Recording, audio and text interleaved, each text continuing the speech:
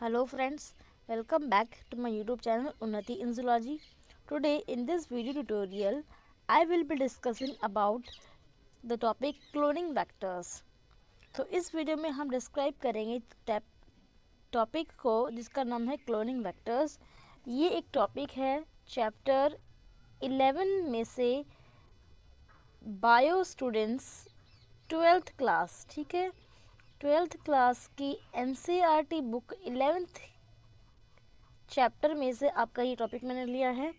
इसके अलावा ये चैप्टर कहाँ आता है आपके, ये चैप्टर आपको मिलेगा देखने को MSc में and a little bit in zoology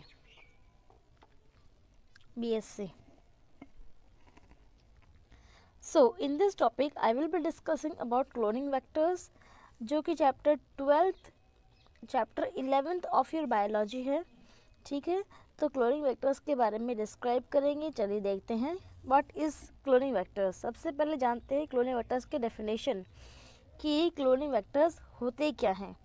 सबसे पहले ज़रूरी है जानना आपको इसके डेफिनेशन कि क्या होती है इनकी डेफिनेशन। तो डेफिनेशन में देखिए, a cloning vector is a vehicle to transfer foreign DNA into host cell. किसी फॉरेन DNA को किसी और के DNA को किसी और के अंदर डलवाने के लिए जो एक व्हीकल का काम करेगी, एक गाड़ी का जो एक मीडियम का काम करेगी ले जाने के लिए उस DNA को, उसे हम कहते हैं क्लोनिंग वेक्टर, ठीक है।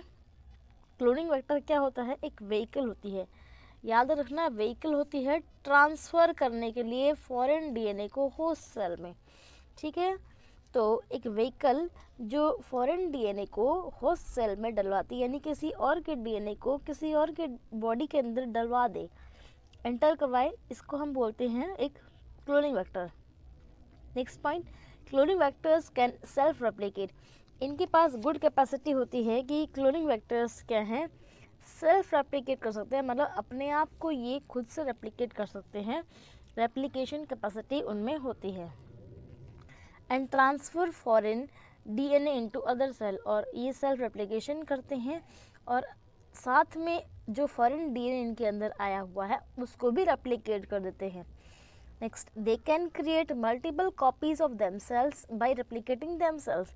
ये अपने आप को रेप्लिकेट करके अपने भी बहुत सारे नंबर बनाती हैं और साथ साथ में जो फॉरेन DNA आया है उसका भी बहुत सारे नंबर बनाती हैं। यानी कि डेफिनेशन की बात करें तो क्लोनिंग वेक्टर्स क्या होते हैं? वेक्टर्स होते हैं वाहक, ठीक है। वेक्टर का हिंदी है वाहक। वाहक मतलब कोई ऐसा जो किसी और के DNA को किसी और के अंदर ले जाने के लिए एज ए गाड़ी, एज ए व्हीकल काम करेगा और उस DNA को यहाँ से वहाँ पहुँचाने के लिए हेल्प करेगा। मीडियम है ट्रांसफ़र का, पहुँचाने के लिए एक रास्ता है। जैसे गाड़ी में बैठकर आप स्कूल आते हैं, कॉलेज जाते हैं, वन वे, एक जगह से दूसरी जगह पर आप गाड़ी में ही बैठकर जाते हैं। तो सेम यहाँ क्लोनिंग वेक्टर्स जो हैं अपनी बायोटेक्नोलॉजी के अंदर, अपनी बॉडी के अंदर बायोटेक्नोलॉजी में हम टूल्स एंड टेक्निक्स जब यूज़ करते हैं तो क्लोनिंग वेक्टर्स को भी हम यूज़ करते हैं जो किसी के DNA को किसी और के अंदर एंटर करवाने में हेल्प करेंगे और दोनों के बीच में as a transferring medium help करेगा क्लोनिंग वेक्टर्स। अब देखिए यूजेस। नाउ हम पढ़ते हैं इसके यूजेस के बारे में। Are use as tool to transfer और व्हीकल इन जेनेटिक इंजीनियरिंग और बायोटेक्नोलॉजी। बायोटेक्नोलॉजी में as a vehicle, as a engineer उनको यूज़ करते हैं। देखिए, अब हम पढ़ेंगे PBR 322 का नोमेनक्लेचर। तो नोमेनक्लेचर मैंने आपको बताया कैसे होता है। देखिए नोमेनक्लेचर, द P, ये जो स्मॉल लेटर में P लिखा हुआ है ये तो है प्लाज्मिड से, B Bolivar, R Rodriguez, and जो इसका ये 322 है ये इसका नंबर है, नंबर ऑफ इन्वेंशन के, इतने नंबर पे इसका इन्वेंशन किया गया, ठीक है। तो इस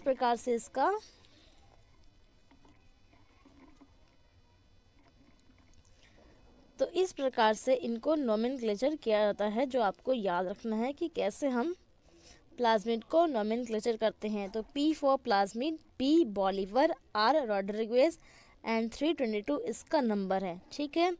4361 इसमें बेस पेयर्स होती हैं, इसके अंदर 4361 बेस पेयर्स प्रेजेंट हैं और 2 इसके पास एंटीबायोटिक रेजिस्टेंट साइट्स हैं, जो कि पहली है एम्पिसिलिन वाली, ये दिख रही होगी आपको एम्पिसिलिन वाली, और दूसरी है टेट्रासाइक्लिन की जो यहाँ पर है। ठीक है, तो इस प्रकार से ये एक PBr322 प्लाज्मिड है जो क्लोनिंग वेक्टर में यूज़ किया जाता है। इसके बाद दूसरा है बैक्टीरियोफेज। बैक्टीरियोफेज इतना इम्पोर्टेंट नहीं है, बट फिर भी आपको याद रखना है कि क्या होता है। तो bacteriophage are more efficient and transfers more large DNA fragment into host. जब DNA का बड़ा फ्रेगमेंट हमें ट्रांसफ़र करवाना है तो हम बैक्टीरियोफेज का यूज़ करते हैं। अच्छा, बैक्टीरियोफेज होता क्या, देखिए ये स्पेशल टाइप के वायरस होते हैं ये जो अटैक करते हैं बैक्टीरिया को। ठीक है, जो बैक्टीरिया को अटैक करने वाले वायरस होते हैं उन्हें कहते हैं बैक्टीरियोफेज। तो bacteriophage are the virus which attack bacteria. ये भी सेल्फ कैपेबल होते हैं, अपना जेनेटिक मटेरियल क्या करते हैं बैक्टीरिया के अंदर एंटर करवाते हैं, उसको रेप्लिकेशन करवाते हैं और खुद की कॉपीज़ बनवा सकते हैं। तो ये होते हैं बैक्टीरियोफेज। एग्जाम्पल है लैम्डा फेज लैम्डा बोल लो या लैम्डा फेज बोल लो, एक ही बात है।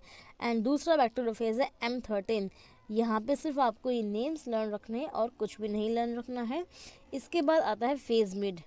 फेजमिड भी एक टाइप का प्लाज्मिड है। देखिए फेजमिड, ठीक है, फेज किसका है M13 बैक्टीरियोफेज का हमने पार्ट यूज़ करा और प्लाज्मिड के साथ, इस प्लाज्मिड के साथ हमने कंबाइन करा दिया, दोनों को जोड़ दिया तो नया कॉम्बिनेशन बना, वो है फेजमिड। ये भी आपको लर्न नहीं करना है, ठीक है, बस नेम आपको याद रखने हैं। इसके बाद है BAC bacterial artificial chromosome. Bacterial artificial chromosome भी आर्टिफिशियली प्रोड्यूस्ड किए गए क्लोनिंग वेक्टर्स हैं। Plasmid is natural. प्लाज्मिड जो हम बोल रहे हैं ये नेचुरल है, बाकी सारे के सारे ये आर्टिफिशियल है। इसके बाद देखिए आपको जो याद रखना है वो है ये very important, this one again, agrobacterium tumefaciens. क्या है इंपॉर्टेंट, एग्रोबैक्टीरियम टुमेफिशियंस। तो ये एग्रोबैक्टीरियम टुमेफिशियंस क्या है, देखिए ये एग्रोबैक्टीरियम टुमेफिशियंस एक बैक्टीरिया है। क्या है, एक बैक्टीरिया है। स्पेशलाइज्ड वेक्टर्स हैं used for cloning in plants. जब हम क्लोनिंग की बात करें प्लांट्स में, या फिर कभी भी कहीं भी कोई भी पूछ ले आपको कि क्लोनिंग इन प्लांट्स के लिए कौन यूज़ करेंगे या फिर क्लोनिंग वेक्टर इन प्लांट्स के लिए यूज़ कौन करेंगे, तो आपको याद रखना है एग्रोबैक्टीरियम टुमेफिशियंस करेंगे। इनमें से कोई भी हम प्लांट के लिए यूज़ नहीं करते हैं, इन सभी को हम यूज़ अदर टेक्निक्स में करते हैं, but specifically for plants we will use agrobacterium tumefaciens, क्योंकि agrobacterium tumefaciens naturally produced bacteria हैं एक टाइप के, और इनका हम क्लोनिंग जीन वेक्टर में यूज़ करते हैं प्लांट्स के लिए। Very important, vector for plants, ये लाइन बहुत इंपॉर्टेंट है, ठीक है, ये है वेक्टर फॉर प्लांट्स की। प्लांट्स में जब हमें बात करनी है तो हम इनकी बात करेंगे। तो ये नेचुरली ये लोग डिलीवर करते हैं, कौन, एग्रोबैक्टीरियम टुमेफिशियंस जो बैक्टीरिया हैं ये नेचुरली अपना डीएनए जिसको हम बोलते हैं tDNA, क्या बोलते हैं, tDNA, इसके डीएनए को बोलते हैं tDNA। ये tDNA जाता है होस्ट के अंदर और होस्ट में कराता है ट्यूमर, लेकिन हमें ट्यूमर तो नहीं करवाना, इसीलिए हम, अच्छा tDNA होता कहाँ है, TI प्लाज्मिड में होता है। देखिए ये बैक्टीरिया है तो ऑब्वियसली इसमें एक प्लाज्मिड होगा, एक्स्ट्रा क्रोमोसोमल डीएनए होगा, तो उस एक्स्ट्रा क्रोमोसोमल डीएनए का नाम है TI प्लाज्मिड, ठीक है। एग्रोबैक्टीरियम में पाए जाने वाले प्लाज्मिड का नाम है TI प्लाज्मिड। TI प्लाज्मिड के अंदर होता है tDNA, और tDNA के पास कैपेसिटी होती है कि ये सेल में जाएगा, होस्ट सेल में जाएगा और उसमें ट्यूमर कॉज करवाएगा, नॉर्मली ट्यूमर कॉज करवाएगा, लेकिन हमें तो ट्यूमर नहीं करवानी, हमें तो क्या करना है, इसकी इस क्वालिटी को यूज़ करना है।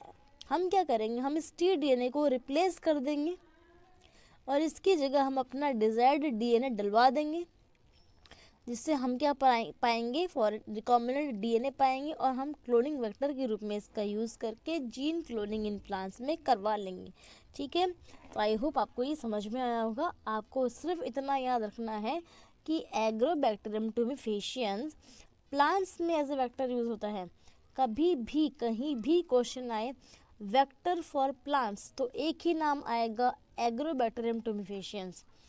एग्रोबैक्टीरियम टुमेफिशियंस एक बैक्टीरिया है, ऐसा बैक्टीरिया जिसके अंदर टीआई प्लाज्मिड पाया जाता है।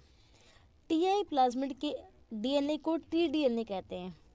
ये टीडीएनए नॉर्मली होस्ट सेल में जाता है और उसमें ट्यूमर करवाता है, लेकिन हम एग्रोबैक्टीरियम को यूज़ करते हैं एज ए क्लोनिंग वेक्टर।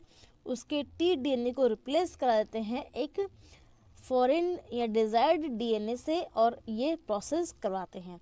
तो ये है एग्रोबैक्टीरियम टुमेफिशियंस। इसी प्रकार एनिमल्स में अगर मैं बात करूँ एनिमल्स में, तो वहाँ हम यूज़ करेंगे रिट्रोवायरस। क्या यूज़ करेंगे? रिट्रोवायरस। रिट्रोवायरस मतलब ऐसा वायरस जिसके पास आरएनए जेनेटिक मटेरियल है। रिट्रोवायरस पता होगा, नहीं पता है तो सुन लीजिए। रिट्रोवायरस मतलब एक ऐसा वायरस जिसके पास आरएनए जेनेटिक मटेरियल है। ठीक है, आरएनए जब जेनेटिक मटेरियल की तरह होगा, आरएनए जब जेनेटिक मटेरियल की तरह होगा तो उसे हम रिट्रोवायरस कहेंगे। तो ये वेक्टर्स हम यूज़ करते हैं एनिमल्स में।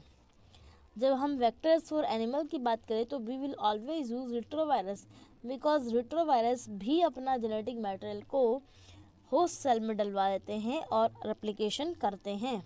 ठीक है, और क्या कॉज कराते हैं? कैंसर। तो हम इनका कैंसर वाले प्रोसेस को, कैंसर कॉजिंग जीन्स को हटा देंगे और वहाँ अपने डिज़ायर्ड जीन्स को डलवा देंगे और क्या कराएंगे? इनको as a cloning vector use करेंगे। तो ये मैंने आपको बताया टाइप्स ऑफ क्लोनिंग वेक्टर्स।